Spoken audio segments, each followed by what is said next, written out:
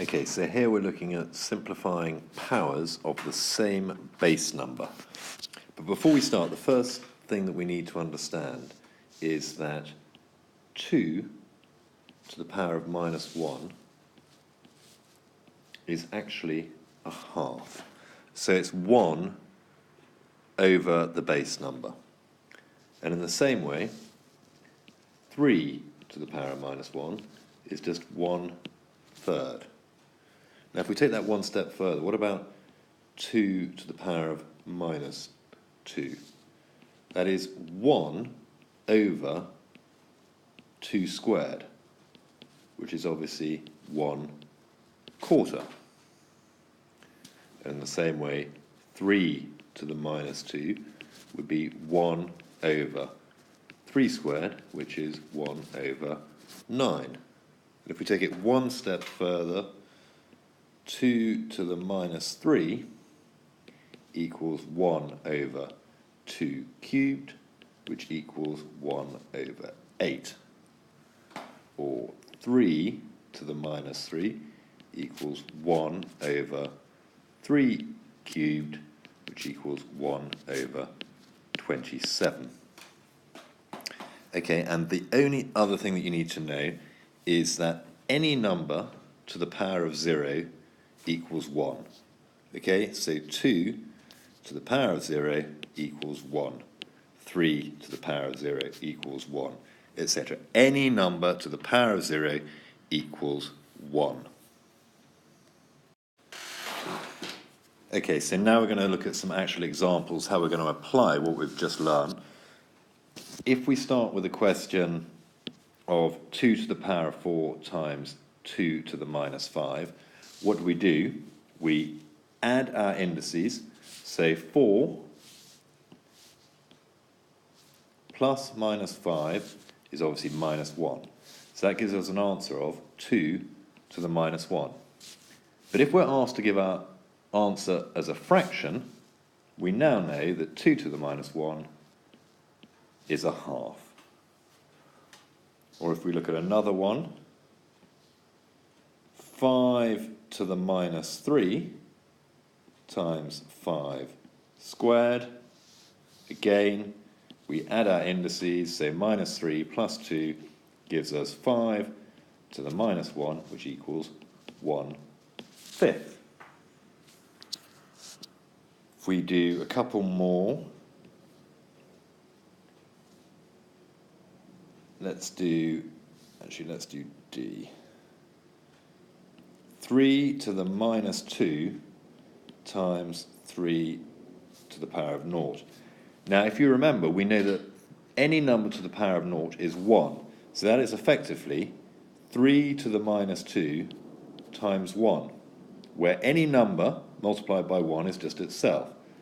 So that's 3 to the minus 2, which equals 1 over 3 squared, which equals 1 over 9. And I'll just do one more. Let's do H. 4 to the minus 1 divided by 4 squared. Okay, when we're dividing, rather than adding our indices, we subtract them. Okay, so we're subtracting those indices. So minus 1 take away 2 is 3. Sorry, it's minus 3 rather.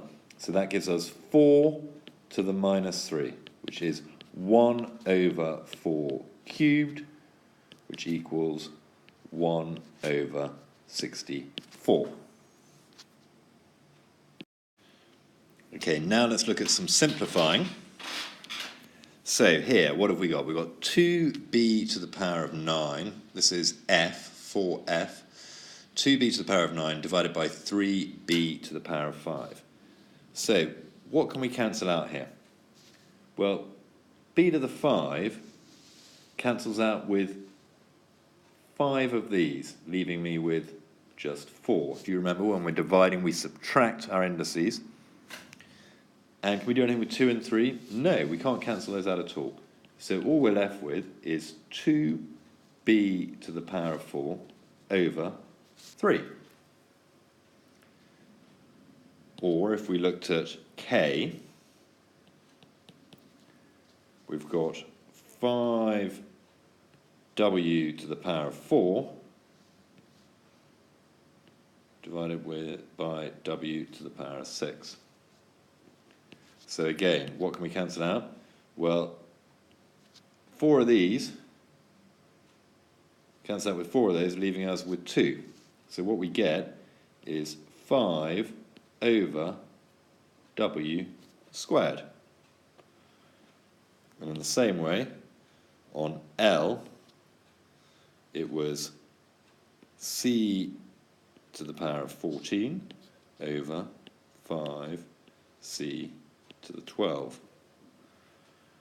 So what does that give us? What cancels out? These cancel out with 12 of those, just leaving us with 2, giving us a final answer of c squared over 5. Okay, hopefully that is relatively straightforward and makes some kind of sense. And finally, moving on to standard form, all we have to remember is that the number that we're multiplying by the power of 10 has to be between 1 and 10. So 1 or more and less than 10. Okay, so if we look at B, where we are asked to express 0.00008 in standard form, well, in order to turn that number into a number between 1 and 8, we're going to have to move our decimal point once, twice, 3 times, 4 times, 5 times. We've got to move them to here. Okay, so what does that give me? That gives me 8 times 10, and I've moved the decimal point 5 times to the right.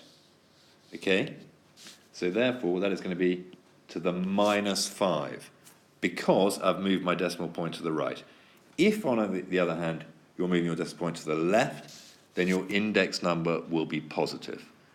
And I think it's only the negative index numbers that you sometimes forgot. So you seem to understand the basic principle, but it was the making the index number negative, where you've got a small number and you're moving your decimal point to the right.